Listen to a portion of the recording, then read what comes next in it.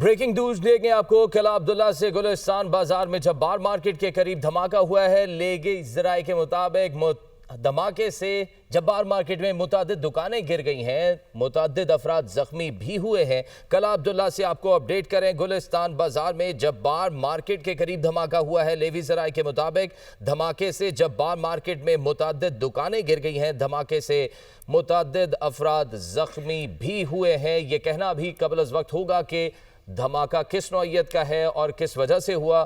फिलहाल की इतलात के मुताबिक किला अब्दुल्ला में गुलिस्तान बाजार है जहां जब्बार मार्केट के करीब धमाका हुआ है।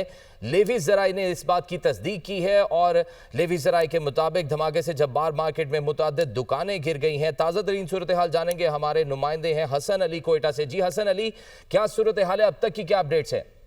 हाँ जी बिल्कुल, किला अब्दुल्ला का इलाका है गुलिस्तान, जिसमें धमाका हुआ अब से कुछ देर कबल, जिसके नतीजे में अफसी किले की दीवार को नुकसान पहुंचा है और साथ ही साथ 3 अफराद अब तक की इत्तलात मौसूल हुई है कि वो धमाके के नतीजे में जख्मी हुए हैं।